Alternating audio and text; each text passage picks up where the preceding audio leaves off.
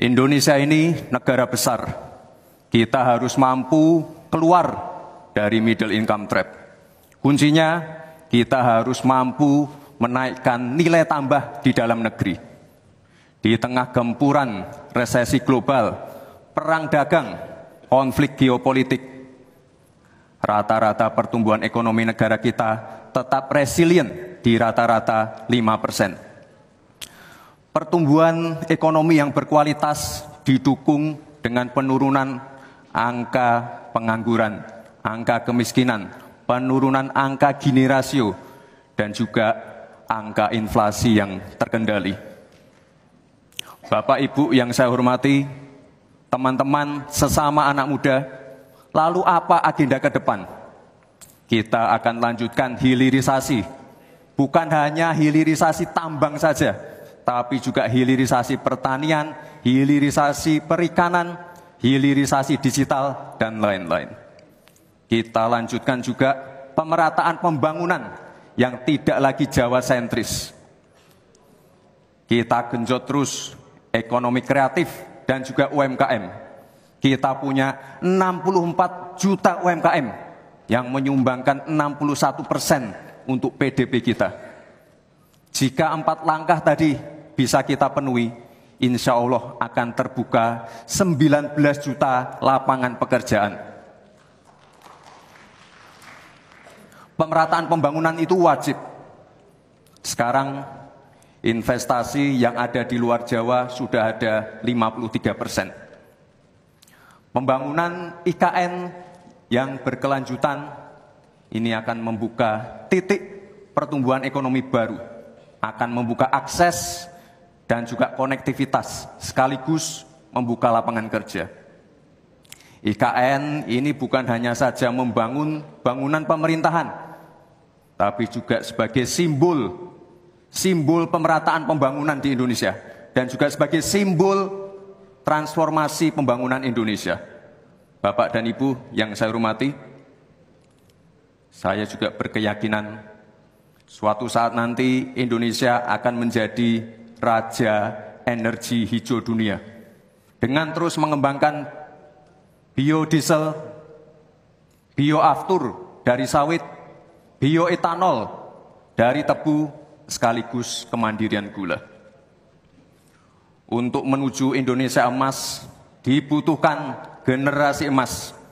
Kita harus mampu merubah future challenge menjadi future opportunity.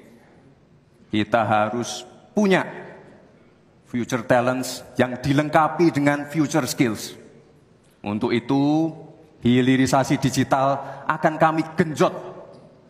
Kita akan siapkan anak-anak muda yang ahli artificial intelligence, anak-anak muda yang ahli blockchain, anak-anak muda yang ahli robotik, anak-anak muda yang ahli perbankan syariah, anak-anak muda yang ahli kripto.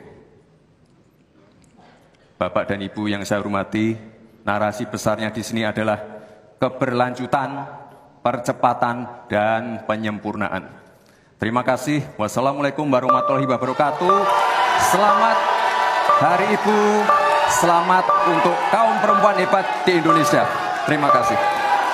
Ingatkan agar kembali ke tema debat, karena tadi pertanyaannya itu carbon capture itu nanti debat keempat tanggal 21 Januari.